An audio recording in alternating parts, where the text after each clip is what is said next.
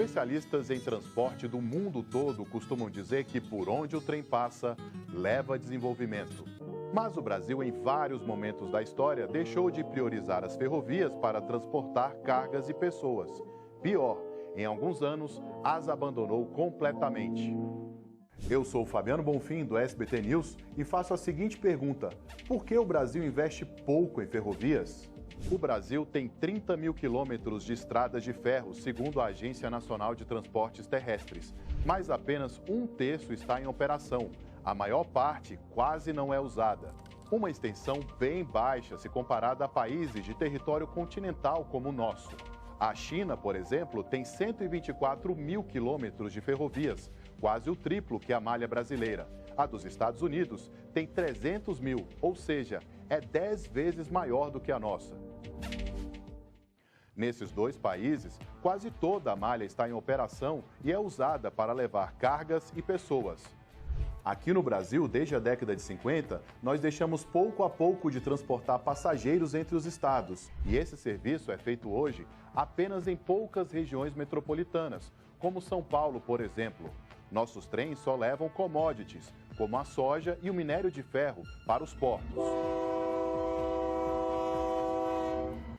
O primeiro trecho de ferrovia do mundo com trens a vapor foi construído na Inglaterra em 1825. Foi uma necessidade criada pela Revolução Industrial. Era preciso transportar a produção em larga escala das fábricas. Os Estados Unidos fizeram mais e usaram as ferrovias para completar o processo de ocupação para o oeste, em direção à costa do Pacífico. Para eles, as ferrovias iam além das mercadorias, eram motor de integração do território. Já na primeira década do século XX, os estadunidenses contavam com mais de 200 mil quilômetros de linhas férreas.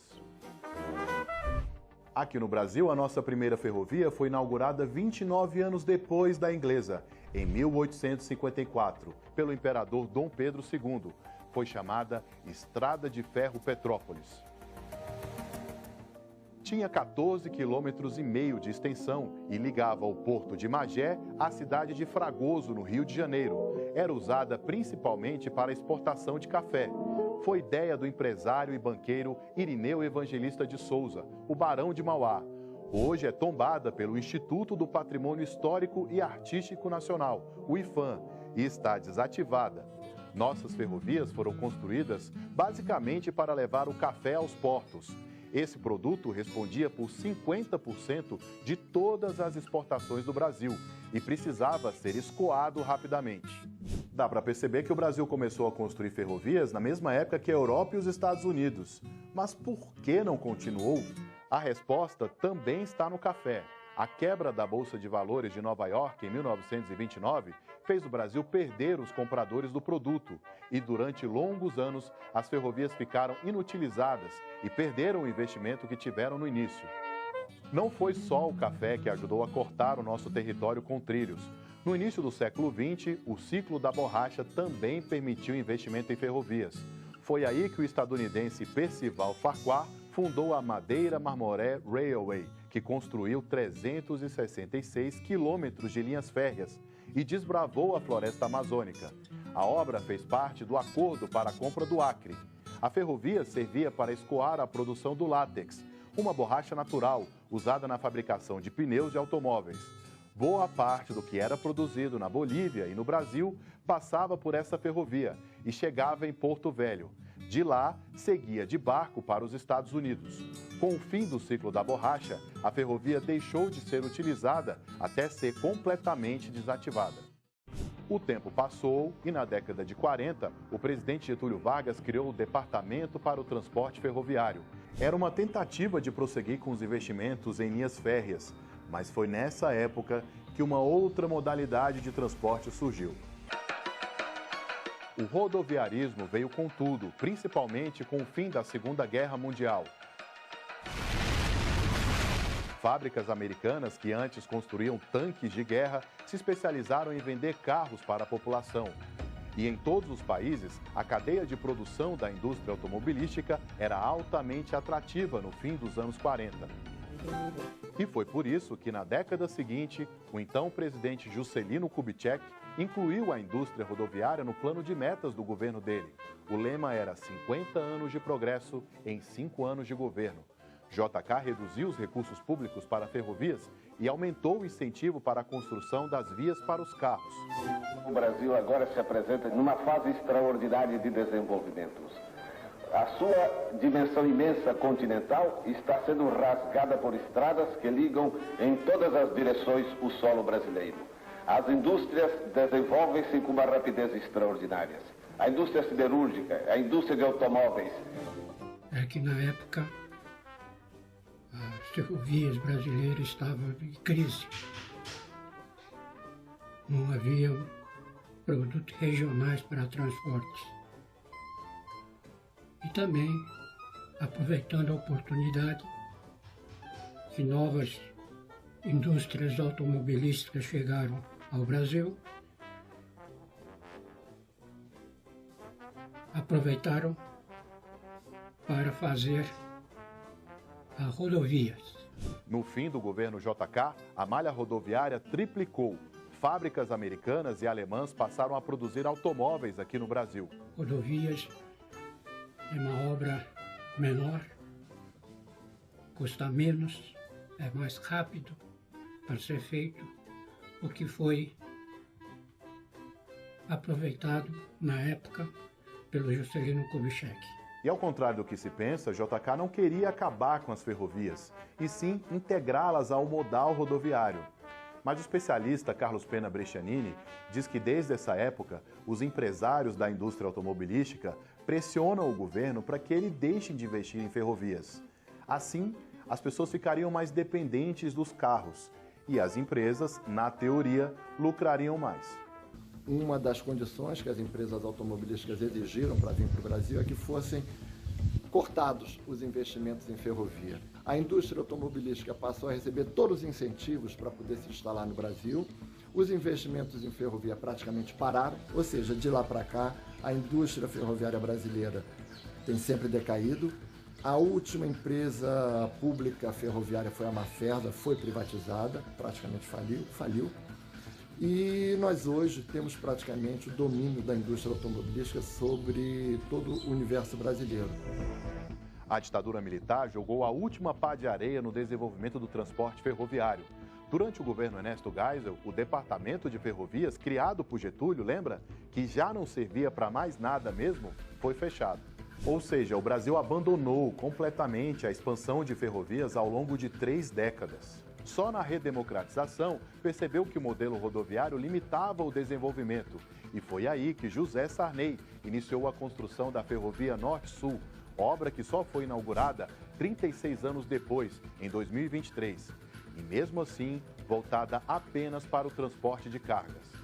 O Brasil está gastando em ferrovias apenas para produzir um transporte para cargas enormes. Carvão, soja, milho, produtos que na prática fazem o país apenas ser um produtor de matérias-primas. As ferrovias têm de transportar também pessoas, os passageiros.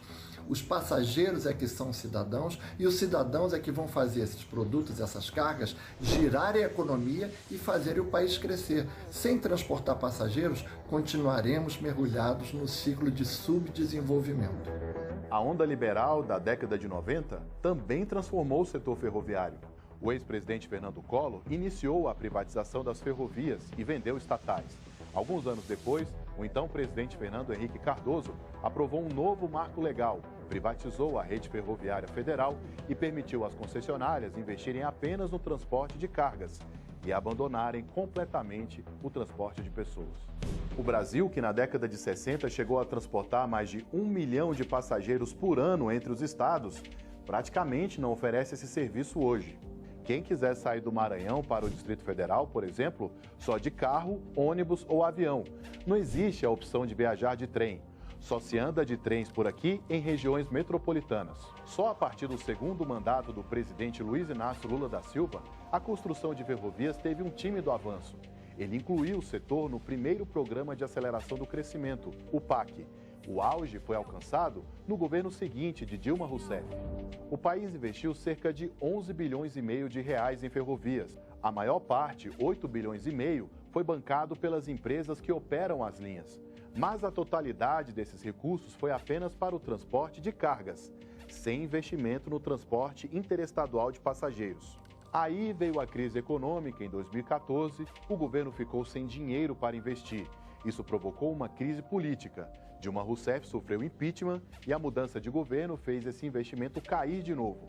Aliás, a ex-presidente Dilma criou uma estatal de ferrovias, a Valec, hoje Infra SA, e anunciou na época a construção de um trem-bala, ligando a cidade do Rio de Janeiro a São Paulo, para o transporte de passageiros, mas a ideia não prosperou. Especialistas dizem que o Brasil não investe em transporte de passageiros em ferrovias porque ele não dá lucro. Mas isso não acontece em nenhum lugar do mundo. Em todos os países, todas as empresas são estatais. É assim com a Amtrak nos Estados Unidos, com a espanhola Red Nacional de los Ferrocarriles Espanhóles, além da maior de todas, a China Railway, da China. O que muitos governos estão fazendo é que o governo constrói a ferrovia e a iniciativa, ou mesmo as empresas do governo operam a ferrovia. Ou seja, entre o lucro e a integração nacional, esses países preferiram dar qualidade de vida às suas populações, com um transporte nacional sobre trilhos. E o Brasil? Bem, como vocês viram, o Brasil vendeu todas as estatais de ferrovias. No governo de Jair Bolsonaro, a crise econômica da pandemia fez o investimento em ferrovias despencar, quase a metade, para 6,5 bilhões de reais. A terceira eleição de Lula trouxe uma nova perspectiva para o setor. O novo programa de aceleração do crescimento, anunciado no início de 2023, prevê o maior investimento em décadas, 94 bilhões de reais. A maior parte, 88 bilhões de reais, será investimento da iniciativa privada. As principais obras são a Malha Oeste, a Transnordestina, a Ferrovia Integração Oeste-Leste e a Ferrovia de Integração Centro-Oeste. Mas não há um prazo para a conclusão dessas obras. De acordo com a NTT, a burocracia impede um progresso rápido do setor, pois há desafios com a obtenção de licenciamentos e com desapropriações. Mesmo com todas as dificuldades, o Brasil tem se inspirado na China. Em pouco mais de uma década, o Dragão Asiático construiu 40 mil quilômetros de ferrovias de alta velocidade e liga todas as grandes cidades do país. E hoje investe pesado no projeto Cinturão e Rota, para recriar a antiga Rota da Seda, agora sobre trilhos, e exportar os produtos até a Europa. A China tem hoje mais de 60, 70, 80 mil quilômetros sendo construídos para transporte metroferroviário e ainda investindo quase 1.200 quilômetros por ano de trem de alta velocidade. É óbvio que os países são diferentes, mas há algo lá na China que talvez não falte aqui no Brasil, uma vontade de desenvolver um país sobre trilhos. O Brasil tem a faca e o queijo na mão. Então isso quer dizer o seguinte, que o país se torna um país desenvolvido porque tem um transporte rápido e eficiente sobre trilhos para transportar sua população. Você que chegou até aqui, muito obrigado pela atenção e até a próxima!